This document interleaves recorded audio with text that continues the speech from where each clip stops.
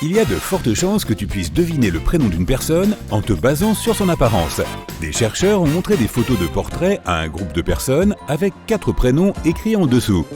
Ils leur ont demandé de choisir le bon nom pour telle ou telle personne. La loi du hasard veut que l'on devine le prénom dans 25% des cas, mais dans cette étude, le taux d'exactitude des noms était de 25 à 40% et plus de 94 000 visages ont été montrés. Disons qu'un homme s'appelle Bob. Les gens s'attendront à ce qu'il ait un visage plus rond que Tim. Ils s'attendent à ce que Bob soit plus jovial et plus disposé à sympathiser avec les gens. Cela doit affecter l'apparence de son visage d'une manière ou d'une autre. Une femme appelée Catherine peut être considérée comme plus sérieuse, studieuse et concentrée. Cela pourrait aussi éventuellement influencer les muscles de son visage. Les humains peuvent utiliser l'écolocalisation comme les baleines ou les chauves-souris. Certains aveugles peuvent obtenir des informations sur leur environnement par des sortes de flashs en perspective 3D et ont un sens très développé de la texture et de la densité. Ils obtiennent des informations grâce aux ondes sonores. Notre cerveau les traite différemment des ondes lumineuses. L'écolocalisation utilise certaines parties du cerveau que les voyants utilisent pour la vision. Notre cerveau rétrécit lorsque nous dormons. Le cerveau se débarrasse des informations superficielles en faisant un travail d'élagage et d'optimisation pendant la nuit, créant de la place pour intégrer et synthétiser de nouvelles informations. Les connexions entre les cellules du cerveau rétrécissent lorsque nous dormons, mais se développent pendant la journée. La position du corps a un impact sur ta mémoire. Elle reflète les états émotionnels. Des chercheurs ont découvert que lorsque tu es assis en position avachie, tu es plus susceptible de te rappeler certains souvenirs négatifs. Lorsque tu te tiens dans une position bien droite, assise ou debout, il est plus facile pour toi de te rappeler des souvenirs positifs qui te font du bien. Certains pensent que c'est parce que le fait de s'asseoir avec le dos droit stimule la circulation sanguine et que le cerveau reçoit plus d'oxygène, ce qui l'aide à mieux fonctionner. L'homme qui a la voix la plus grave du monde peut produire des sons que les humains, y compris lui, ne peuvent pas du tout entendre. Mais les éléphants, eux, peuvent entendre ces sons. Certains scientifiques pensent que le rôle des empreintes digitales est de permettre une meilleure prise. Mais d'autres pensent qu'elles sont là pour aider à évacuer l'eau et permettre à la peau de s'étirer lorsque cela est nécessaire pour la protéger d'éventuels dommages. Il existe également une théorie selon laquelle les empreintes digitales améliorent le sens du toucher. Un café chaud peut avoir meilleur goût qu'un café froid. Les récepteurs de tes papilles gustatives sont plus sensibles lorsque la nourriture est à température ambiante ou un peu plus élevée. Le café chaud peut alors sembler moins amer car les papilles gustatives qui détectent l'amertume sont plus sensibles lorsque le café est froid. Lorsque tu marches plus vite, tu vas à un moment donné ressentir l'envie naturelle de commencer à courir. Ton corps veut être dans un état stable, que tu cours ou que tu marches. Du coup, si tu marches vite, il te forcera inconsciemment à te mettre à courir. Une théorie veut que nous utilisions plus d'énergie en marchant très rapidement qu'en courant. C'est donc l'une des façons pour le corps d'économiser cette énergie. Quand tu cours, la pression de tes pieds augmente et peut atteindre plus de 260% de ton poids corporel. La force verticale produite lorsque tu marches représente jusqu'à 1,5 fois le poids total de ton corps. Lorsque tu augmentes ta vitesse à, disons, 14 km/h, cette force passe à presque 3 fois ton poids corporel. Tu peux ressentir des courbatures sur des muscles que tu n'as pas du tout entraînés. L'une des théories expliquant cela est qu'une séance d'entraînement intense endommage la gaine qui entoure les fibres musculaires. En essayant de se réparer, le corps accumule certaines substances chimiques dans cette zone, qui peuvent déclencher les récepteurs de la douleur, d'où les courbatures. Il faudrait rester debout pendant plus de 2 heures pour brûler la même quantité d'énergie qu'en 30 minutes de marche. La cornée de ton œil est la seule partie de ton corps qui ne reçoit aucun flux sanguin. Elle ne reçoit que de l'oxygène. La langue est le seul muscle dont les extrémités ne sont pas reliées à un os.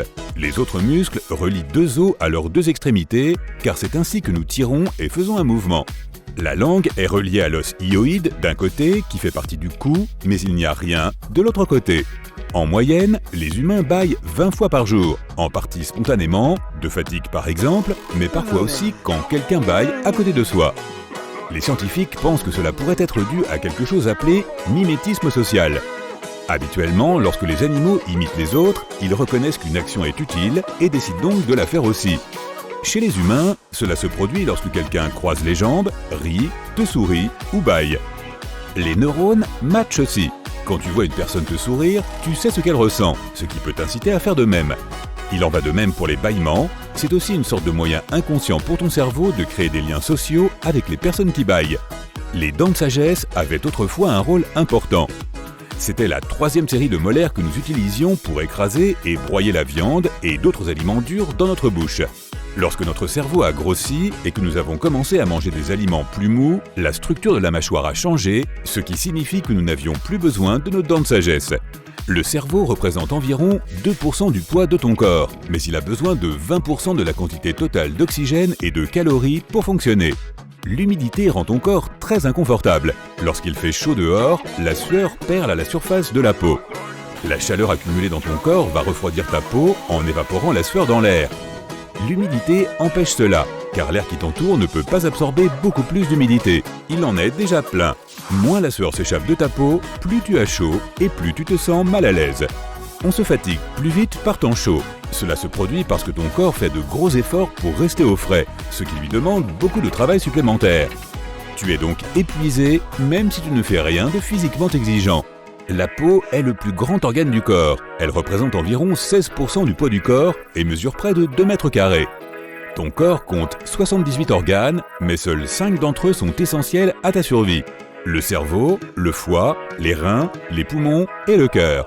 Ton cerveau devient 3 fois plus gros au cours de la première année de ta vie et atteint sa pleine maturité à 25 ans. Il est composé à 60% de graisse. Ton cerveau génère environ 23 watts d'énergie électrique, ce qui est suffisant pour faire fonctionner une petite ampoule. L'être humain ne peut pas vraiment être multitâche. Ton cerveau ne peut pas effectuer plus d'une action en même temps. Il passe de l'une à l'autre, ce qui ne fait pas gagner de temps comme on pourrait le croire, mais augmente le risque de faire une erreur et allonge le processus. Quand tu as un examen à passer ou que tu es au travail et que tu essaies de te concentrer sur une tâche importante, essaie donc de mâcher du chewing-gum. Des recherches ont démontré que cela peut t'aider à rester concentré plus longtemps sur des tâches qui requièrent toute ton attention. Des études disent même que c'est une meilleure aide que la caféine. Il n'y a rien de spécial dans le chewing-gum, mais le fait de le mâcher vient réveiller ton cerveau. L'effet ne dure cependant pas longtemps en revanche, seulement 20 minutes. Ton cœur est un muscle de la taille d'un poing, mais il réalise un travail phénoménal. En moins d'1 minute, il pompe le sang vers chaque cellule de ton corps. Il bat 100 000 fois par jour pour transporter 7 570 litres de sang riche en oxygène à travers 97 000 km de vaisseaux sanguins. Les mammifères ont une fourrure qui les garde au chaud pendant les périodes les plus froides, notamment la nuit. Elle les protège également du soleil. Les humains ont appris à se tenir au chaud grâce aux vêtements, aux abris et au feu, si bien qu'ils ont perdu la majorité de leur poil corporel. Nous pouvons aussi nous en passer, car ils nous empêchent de surchauffer les jours de chaleur. Contrairement à la plupart des autres animaux, nous marchons sur 2 pattes. Il nous fallait donc une protection supplémentaire pour la tête, qui est directement exposée au soleil. C'est pourquoi nous avons des cheveux. Ils nous aident également à conserver la chaleur la nuit. Notre cerveau n'est peut-être pas très grand par rapport au reste du corps, mais il est toujours en activité, ce qui produit de la chaleur. Alors les cheveux isolent cette zone. Si on compte tes poils par centimètre carré, tu es aussi poilu qu'un chimpanzé. Les poils de ton corps sont juste plus fins, donc plus difficiles à voir. Lorsque tu clignes des yeux, tu donnes à ton cerveau l'occasion de faire une micro-sieste et de se recharger. Tu clignes des yeux entre 20 et 30 000 fois par jour, ce qui signifie que tu te balades les yeux fermés pendant environ 10% de tes heures d'éveil. Tes cheveux savent quand tu dors. Il existe des gènes qui régulent ton horloge biologique et ils sont placés dans les cellules des follicules pileux.